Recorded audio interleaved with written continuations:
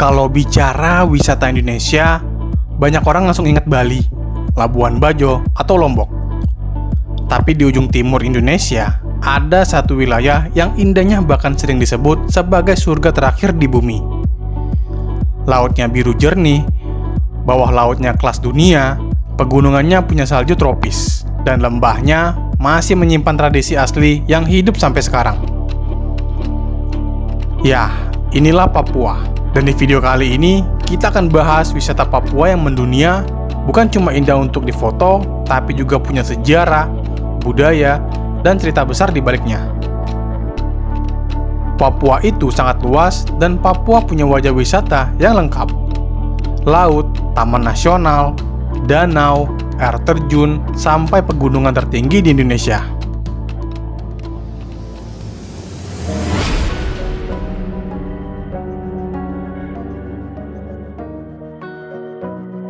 Banyak tempat di Papua masih terasa alami karena aksesnya tidak semudah destinasi populer lainnya.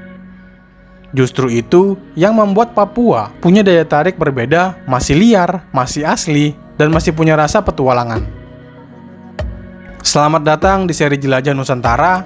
Di video kali ini kita akan keliling Papua lewat destinasi paling ikonik dan mendunia.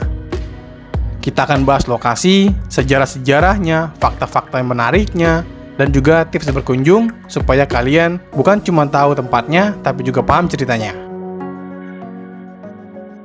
Papua adalah salah satu wilayah dengan kekayaan alam terbesar di Indonesia.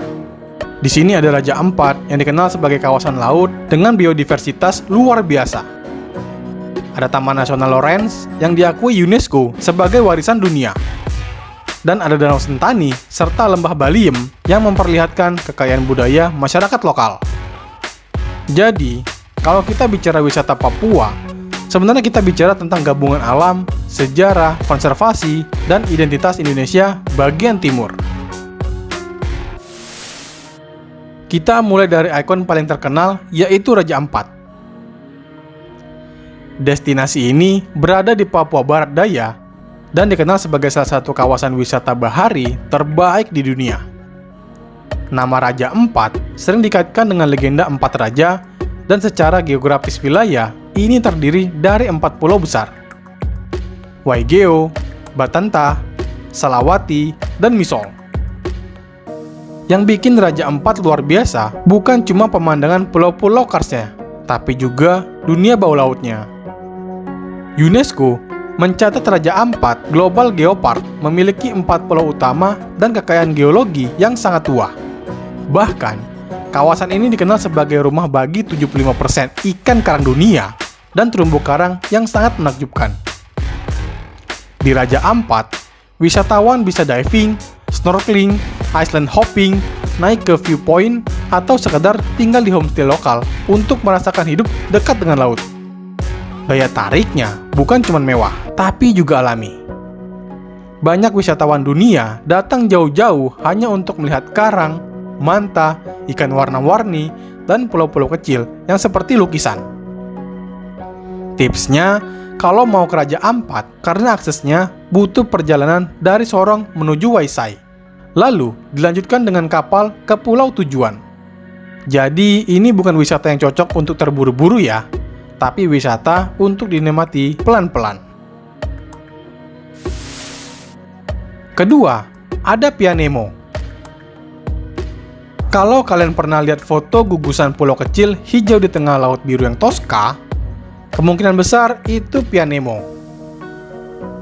Banyak orang menyebut Pianemo sebagai versi mini dari Wayak, karena pemandangan yang mirip pulau-pulau kars kecil, air laut jernih, dan panorama dari atas bukit yang benar-benar ikonik. Daya tarik utama Pianemo adalah viewpoint-nya. Wisatawan harus naik anak tangga untuk sampai ke atas. Tapi begitu sampai, rasa capeknya langsung terbayarkan. Dari atas, kita bisa melihat susunan pulau kecil yang seolah-olah mengambang di laut. Tempat ini cocok banget untuk footage drone, cinematic shoot, dan thumbnail video wisata. Tapi yang perlu diingat, Pianemo juga kawasan alam yang sensitif. Jadi, wisatawan harus menjaga kebersihan ya. tidak membuang sampah, dan tidak merusak vegetasi di area viewpoint. Kita masuk ke Pulau Misol.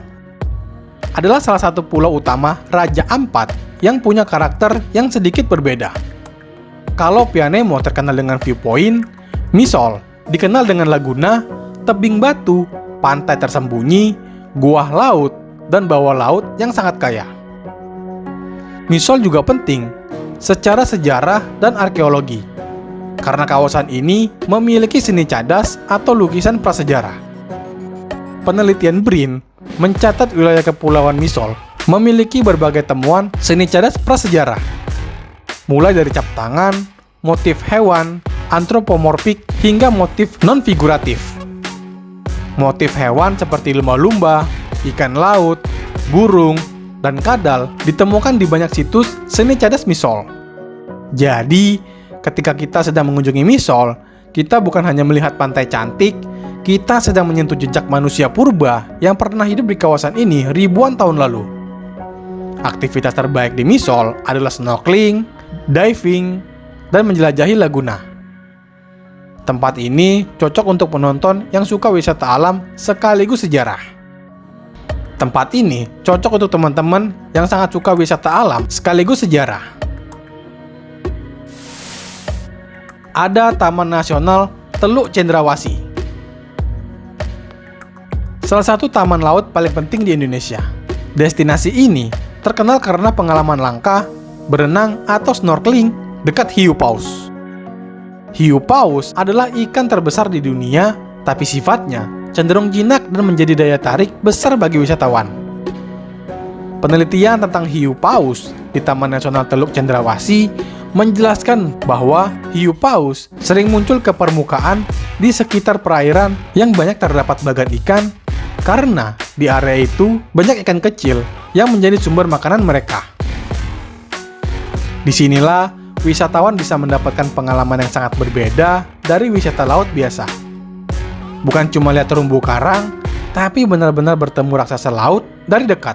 Namun, pengalaman seperti ini harus dilakukan secara bertanggung jawab ya. Jangan menyentuh hiu paus, jangan terlalu dekat, dan ikut arahan pemandu lokal. Wisata ini bukan sekedar mengejar foto, tapi juga belajar menghormati satwa laut. Kita bergeser ke Danau Sentani di Jayapura.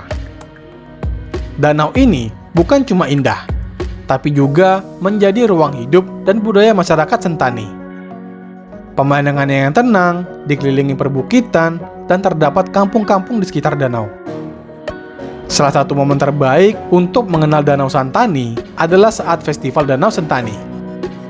Indonesia Travel mencatat Festival Danau Sentani 2026 dijadwalkan berlangsung pada awal Agustus 2026 di Kabupaten Jayapura yang menampilkan budaya lokal, seni tradisional, musik, kerajinan, cerita rakyat, dan keindahan alam Danau Sentani. Festival ini pertama kali digelar sejak 2008 hingga menjadi ikon pariwisata budaya di kawasan tersebut. Jadi, Danau Sentani bukan hanya tempat untuk menikmati air dan pemandangan, tapi juga tempat untuk melihat bagaimana masyarakat lokal menjaga seni, tari, musik, dan cerita leluhur mereka. Tipsnya, kalau ingin mendapatkan pengalaman terbaik, datang saat festival ya, atau saat cuaca cerah agar pemandangan danau terlihat maksimal.